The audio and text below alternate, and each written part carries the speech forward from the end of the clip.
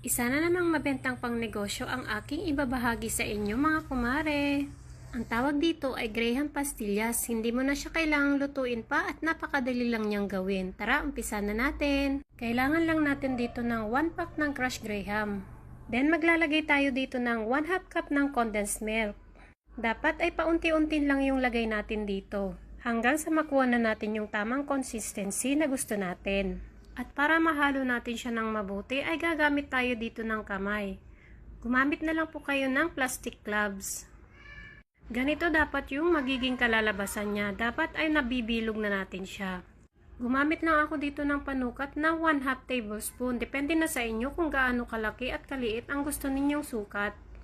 Para sa akin ay sakto lang itong ginamit ko. Bilog-bilogin lang natin siya. Sakto lang talaga yung 1/2 cup na condense na nilagay ko dito sa ating crushed Graham. Hindi siya dry at hindi rin siya sobrang lambot. Bali 28 piraso lahat yung nagawa ko dito. Proceed naman tayo sa ating pastillas. Kailangan lang natin dito ng 2 cups ng powdered milk. Depende sa inyo kung anong gusto ninyong gamitin. Birch tree yung ginamit ko pala dito. Same procedure lang din ang gagawin natin dito. Unti-untiin lang natin dapat ang paglalagay ng ating condensed milk.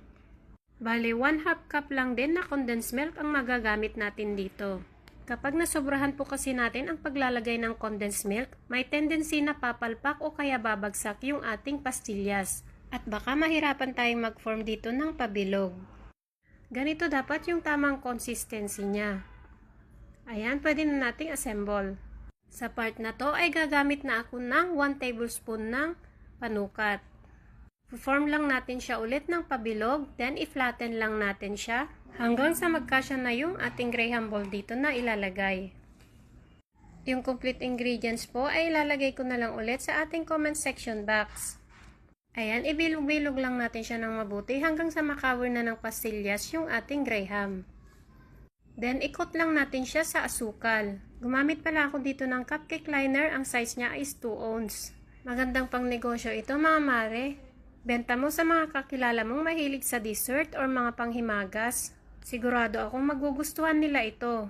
Gumamit lang ako dito ng 500 ml na tub. Bale 3 tab lang yung nagawa ko, yung 4 na piraso ay tinabi ko na lang. Pwede nyo siyang ibenta ng 120 pesos per tab. Bale 8 piraso lahat ang laman nito. O diba, ang gandang tingnan, very presentable siya. Pwede rin kayong gumamit dito ng clamshell na lalagyan para mas social siyang tingnan.